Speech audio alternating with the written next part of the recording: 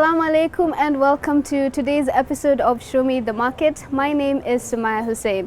Now you know how they say modesty is expensive? Well, today's guest says otherwise. I'm meeting Zulekha Rashid and her business is Zuraam Abayas, and we're going to check out how we can find affordable but modest dressing. Let's go.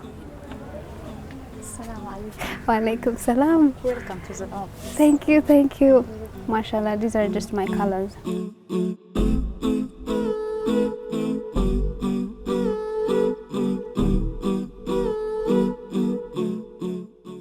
Assalamu alaikum and welcome to Show Me the Market. My name is Sumaya Hussein.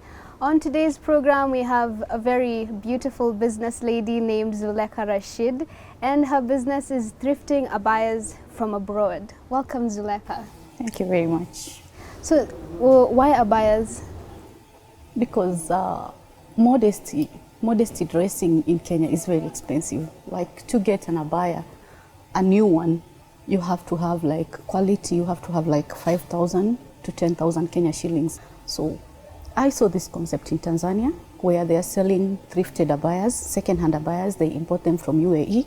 And I was like, wow, I think I can do this business in Kenya and it's going to be a peak. And then when I used to buy thrifted abayas from Tanzania, I come and dress them, especially when I go back home in Mombasa, everyone would be like, I like your abaya.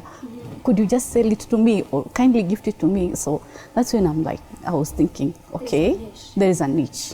And this niche, I have to capture it. You know, before I came here, I was thinking modesty really is expensive. And then I used to look for second-hand abayas, but then it's very rare to find them. Yeah. So Alhamdulillah, I found you. Welcome. So far, how is the business doing? Because you said you thought then it would peak, so how is it now? I started my business at the peak of COVID period. That was last year. And I did my research well, and I was like, yeah, I'm good to go. Another thing, I did not want to set up a place. I wanted to do it online, considering that there are other businesses that are doing well online. So in my head, I'm like, even if I do a thrifted abaya, I'm going to do it online because there are other people, few suppliers who are already in the market doing the same concept, but they're not selling online. So I used to follow these people, and then we would ask, I love this abaya, because then they show a video of what they have. So I'm like, I love this abaya, can I get in size 56? And they're like, no, we are not selling online. So for me, I said, this is what I want. I want to do it online. Wait, they're posting online, but they're not selling online? They are not selling online. They're just posting to attract customers to their shop. So I wanted to do it online. But then with the abaya, people want to get the material, to touch the material. They want to fit and see how it is. So I had to look for a shop.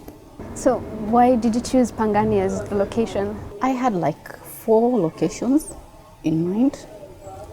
And there are a number of factors I was considering where to base my shop, because in my head, I wanted to do an online thing. So CBD would have been good, but then the rent there is very expensive. Considering the business was just starting and it was during COVID period, it was very expensive. So I wanted to do it around Eastlands in Donholm area where I live, and there are a lot of Muslim people there.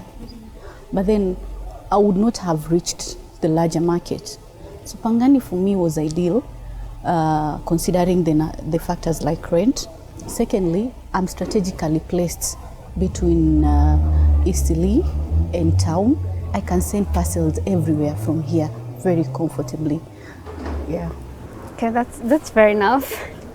So when you were thinking about starting the business during the COVID time, you know, when people say I started in COVID, usually it's something that has pushed them to start doing business. So what could have been your reason? Before that, I was working as an economist, and then the contract ended, and I was like, we were told it will be renewed in a month. So 1 month turned to 2 months. Then I was like, let me just look for something. Of course, I'll do abaya because I already knew what I wanted to do. Let me look for something to hold me up, and I will be doing it part-time, as when my contract get renewed, I will go back to work and still do this business. So eventually, it took long for my contract to be renewed, And now I had to get out of my comfort zone and come and do something for myself. Okay, so do you prefer working or do you prefer doing the business now?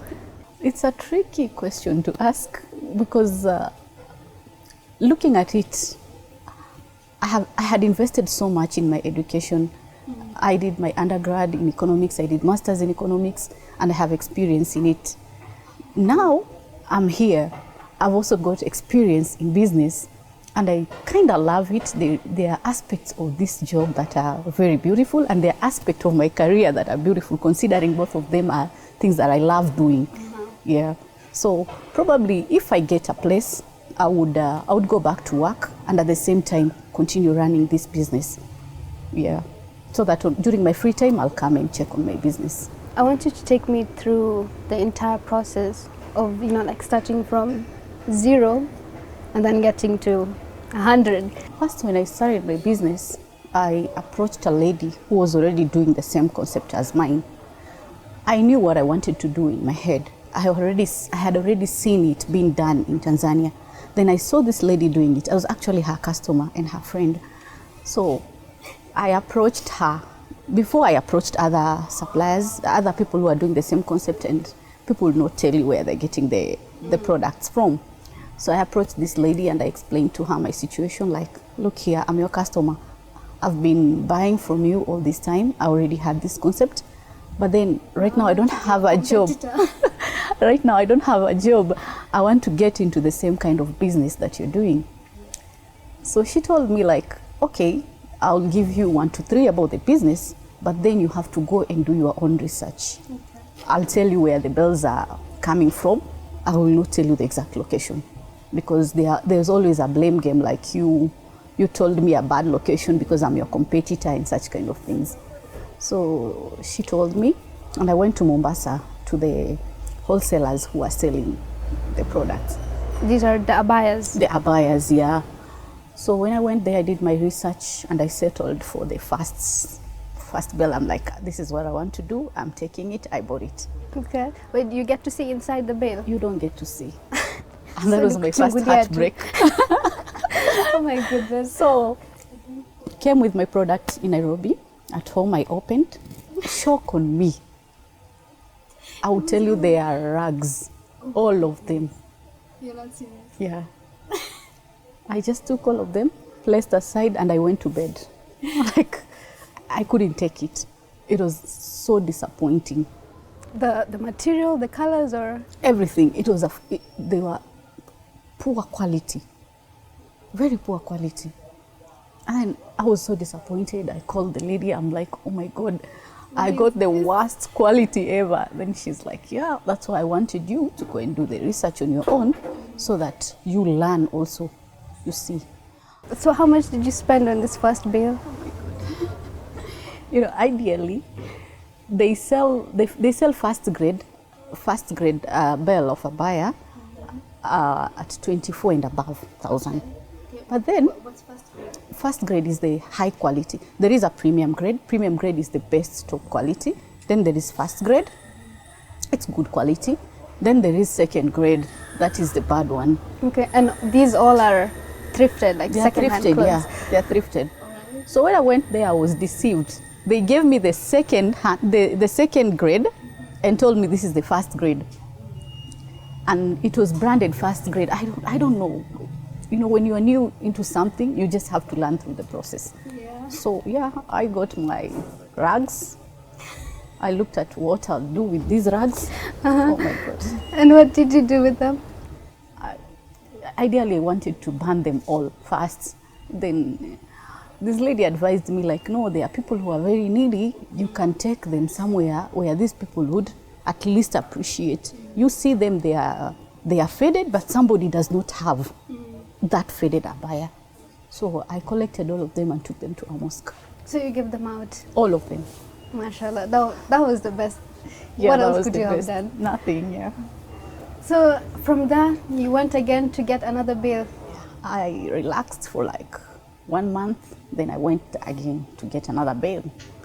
This bale was good, and I took photos. I was doing it at my home. I I did a place to wallpaper, and I started taking photos with my phone. But now that's for the gram. Yeah, for the Instagram and Facebook. I had already established a presence, and I started advertising. I boosted the page. Now I got it. Like sponsoring posts, yeah? Sponsoring a post, yeah. So I got a lot of inquiries. People were interested. They were like, I want to come. I want to see where you are located. So if you say you are online, people back off. They'll be like, no, you should have a physical place. If I pay you, I know where to get you. Yeah, First. and I want to see, yeah? I want to see. Second, I want to see the product itself. Third, I want to see you. I want to see who you are. So, you know, I'm an online buyer, so I understand all these questions. Yeah, so I'm like, okay, I do sell online. I can come to where you are if you pay for me my transport. So this first customer was like, she was the most disappointing customer I ever got. She was like, bring size 56. She chose like 6 abayas. I'm like, yes, beautiful. I took them to town. She took me around for 2 hours. I'm in this office, come. When I go there, no, I'm not in that office. After 2 hours, she showed up. Okay, these are the abayas. Then I meet a very tall lady. And I asked her the first thing, Assalamu alaikum, are these abaya yours? She said, yeah. I told her, no, they are not your size. Then she told me on the face, like, I just wanted to know if you're legit or not. But I'll come to buy from you next time, inshallah. Oh, no. Goodbye. And you've carried 6 abayas? Yes. For 2 hours? Yes. Around town? Yes. And you lost your first bill? I was so heartbroken. I was so heartbroken. And you are an economist? Yes. And I looked at myself like, look at me here. I'm an economist with masters. I went home, and for the first time, the concept of not taking risk for granted came into my head. Okay. Like, what am I not doing right? I am not praying istikhara about every decision I do.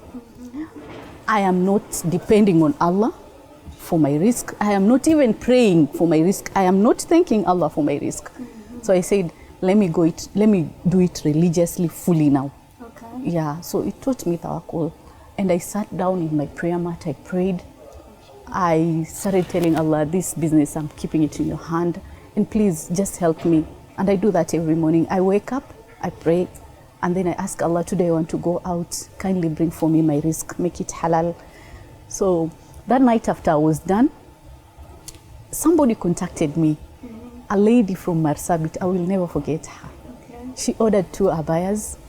I'm like, you want to see them? I want to take a video because I wanted to convince her. She's like, no, I'm fine. Just place them in the bus and send them. I sent them, and she gave me the beautiful review, like, wow, these things are beautiful. That's where I got my courage and motivation. Yes. I can imagine. Yeah. That's a wonderful story. But first, let's take a short break, and then when we come back, we'll learn how she's actually doing the business. So stay tuned for that.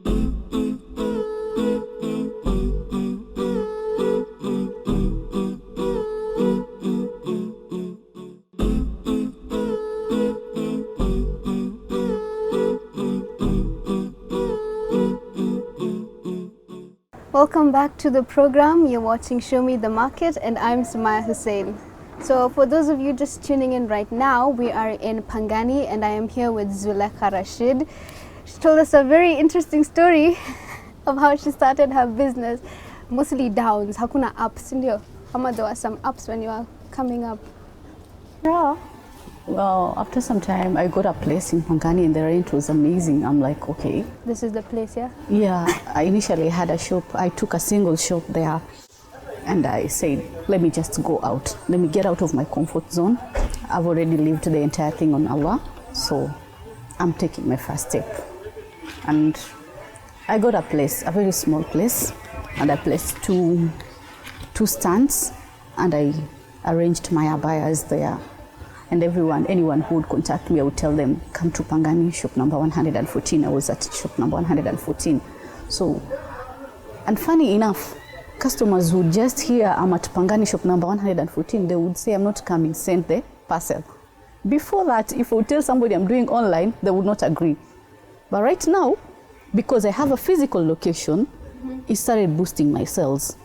People would trust and say, okay, I believe you. Then they would call and like, I am at Pangani Shopping Center. Where are you? I give direction, and then she's like, oh, I'm running late. Could you just send me a parcel of this abaya? Because I used to take photos and post them online. So there's the aspect of trust that comes with having a physical space. Yes, yes. Okay, and so did that push you to get the space, or you wanted already a physical space?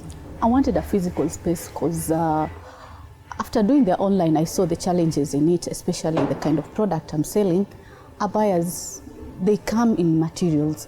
So somebody would ask you, which material is this? I was so zero about the materials. I did not know there is nada, there is halwa, and all that. So somebody would tell me, which kind of material is that? I wouldn't know. So I decided to get a place, because at times I would tell somebody, I don't know the material, but you can come and check at my shop and you'd see other more varieties. Yeah. So the chunies, they came after, or they came with the abayas? This one, these are recommendations of the customers. Okay. Yeah. They're like, bring, what's this, ugasada? Yeah. Like, why are you selling abayas only? We need scarves, we need kids abayas. And funny enough, as far as I'm concerned, my market for kids abaya has peaked more than anyone who is doing resale for abayas right now, the second one. Yeah. And I'm really surprised, because everyone I was talking to, they were telling me, you just do adults, kids no. But then I tried kids, because I'm listening to my customers when they tell me, we need these scarves, we need this, we need that. Yeah, I listen to them. Okay. So The scarves are also imported?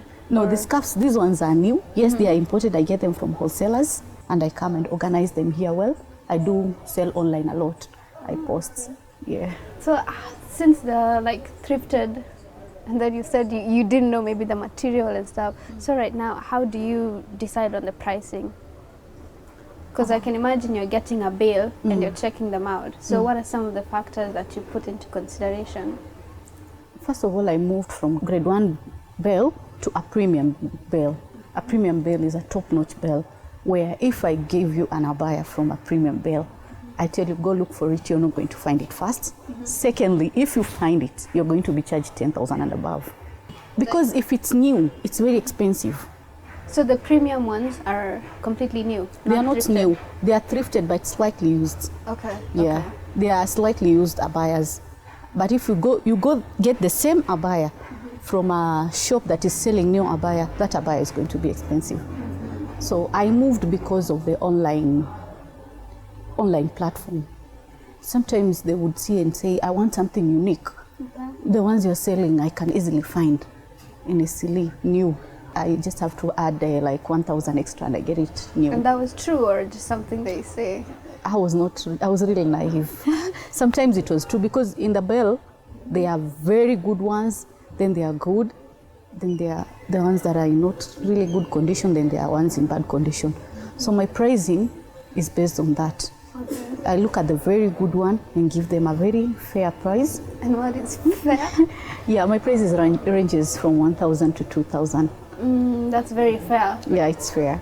That's very fair. Considering if you look for the same abaya in the market, you're going to get it at 10,000 or 5 and above. Yeah, that's true. Yeah.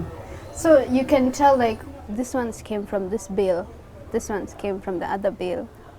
Oh no, it's just one bale mixed. Everything's mixed. Yeah. Oh, okay, now I'm getting it. Yeah, it's one bale, everything is mixed. So when you're opening the bale, you sort out the top cream, then the cream, then you look at the other ones that are in good conditions, and the pricing keeps reducing, looking at the quality of the abaya. Okay. Yeah. And time also is a factor, yeah? Time and when something is on season, and then when it goes off season, the price comes down, yeah? Yeah, time is a factor, yeah, sure. That's fair enough. That's fair enough. So for the chunies, it's a fixed price, yeah? Yeah, Tunis is a fixed price. So how much could this ones be? These ones are 350. Then I have the stretcher. This is the big stretcher. These ones are 400, but the rest are 350.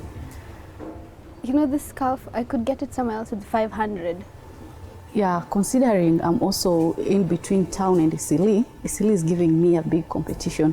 Because if you go to Isili and you bargain, you're going to get at the same price. So I did not want to be knocked off the market because of the pricing. Also, online platform, it would give you a grade. It would give you a range on where to sell and how much to sell your goods, because also there are other people there who are selling the same kind of thing at probably 350 or cheaper price. So you also have to check and know. So before we took the first break, you were telling us about how your relationship with Allah affected your business in a positive way. Yes. So tell us more about that. From my first experience that I talked about, I made it a purpose, like any decision I make in my life, be it major or minor, I will do istikhara about it. It's only 2 rakas, I will do istikhara about it. Secondly, every day in the morning, I wake up, I do my salah and everything, I make a prayer and ask Allah to open my risks. Something I never used to do when I was working, because I knew every end month, I used to take it for granted, every end month salary would come in, but right now, I'm going out, I don't know what my risk is for today. In the evening, after I'm done with everything, after my Isha prayer, I like saying my Isha prayer at home, I say Alhamdulillah 100 times if I've sold anything, if I've made any money. And if I've not made any money, I say Alhamdulillah 300 times. Oh, yeah. Okay, that's a yeah, because Allah said, if you thank me, I'm going to increase for you. So I said, I'm going to follow these concepts. And Alhamdulillah, it has worked for me. It has really worked for me. What would you say to someone else who's also having difficulties, even starting a very small business? I would tell that person what I was told by a friend, just that. You're going to learn on the way and never give up. So Zulekha, how is this business of importing things, like what is the process for you to get even a contact outside, then have it brought here, you go pick it? How's that like? Currently, I'm not importing. Okay. A wholesaler is importing, I just buy from a wholesaler. But before, I tried to do the importing thing, and it was very expensive for me. If I had my cousins out there, and they were really willing to help. They went and got me thrifted abayas, packed them, and they came and they transport them via posta, and the tax was very expensive. So I resorted to not importing, but inshallah in future probably I'm looking into the market of getting my own bales, importing them. So up to now, before then I'll just get from a wholesaler. Okay, I'm looking at this location and it feels quite closed in. Yeah. So how do you get people to come around to your shop? I'm still doing online and word of mouth. Sumaya wants to come. Sumaya has seen me online because I normally sponsor my page, Instagram, sometimes Facebook. So when Sumaya sees me, she tells Aisha, could we go to Pangani and see what she has? I've seen a good abaya. She comes with Aisha. Aisha also buys. Aisha goes and tells Fatma. And word of mouth has also helped. Yeah. You said before that there's some things about having a job that are better in business, but there's some things that in business is better than having a 8-to-5 job. Yeah. So what's the good thing about having a business that you don't get in a job, and vice versa, of course? Oh, the flexibility that comes with it, and there is a certain kind of fulfillment that you get. And I would say when I got into this business, looking at myself then and now, there is a lot of positive growth and patience, because in business you get to meet a lot of people from all kinds of walks, and you need to have patience for you to sell. For my career, it used to be 8 to 5. I used to deal with people, not a lot like right now, and I would go sit down in my computer and say, this is the workload, I have organized my work, this is what I'm going to do. The uncertainty in business is not going to make you plan your day like that.